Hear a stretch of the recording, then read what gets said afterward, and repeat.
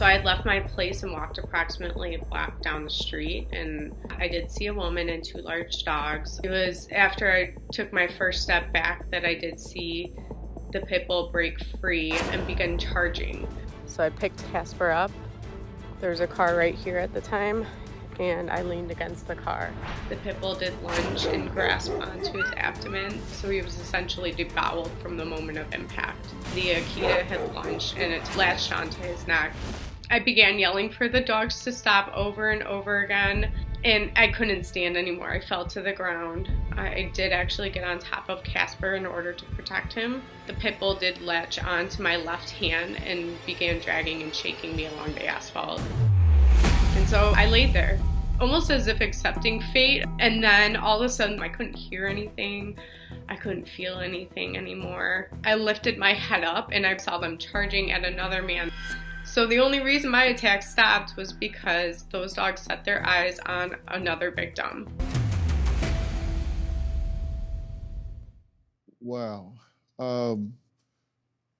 That's just shocking, right? I mean, you're just out on a stroll, and then all of a sudden you're attacked by what are vicious animals. I mean, they may be somebody's pet, but to you, they became vicious attack dogs. I've never experienced something like this before, and I hope to never experience it again either. These dogs are powerful, and were on a leash with a dog walker, and they broke free, but did the dog walker do anything to assist, to help? So I do want to make it clear that the dog walker, who was the aunt of the owner, she knew the dogs were aggressive.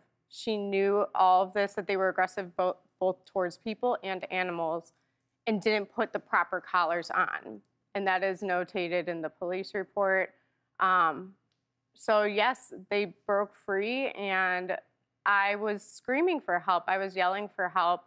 And at one point in time during the attack, I actually looked up to see if anyone was around, and she was standing there. And I asked her, I said, "Why aren't you helping?" And her response was, "They're not my dogs." And they had your dog first just instantaneously, right?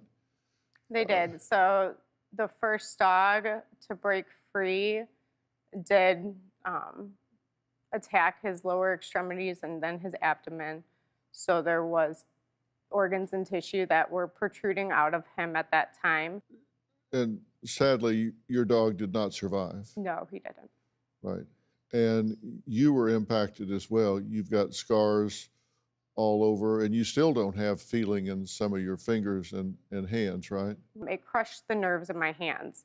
There was another man walking his dog. He had heard me scream. I don't remember this, but he had heard me scream, "Your dogs are going to kill me." And so he went and he looked, and then immediately, I didn't know what was going on because all of a sudden it got calm. I wasn't sure what happened, and I looked up and they were charging towards him. Okay. And in fact, they did attack him, right? And his dog. Yeah, they bit a chunk out of his bicep. Correct. And they bit his dog like 15 times, and Yes. his dog had to undergo multiple surgeries. Now, when they investigated all this, they determined that these dogs this wasn't the first time. These dogs had a history. They did, and they actually continued to attack on two more separate occasions. After this, For two people and two more dogs. So there was a total of 5 attacks. the owner had registered these dogs As emotional support animals after the attacks in order to try and keep the dogs.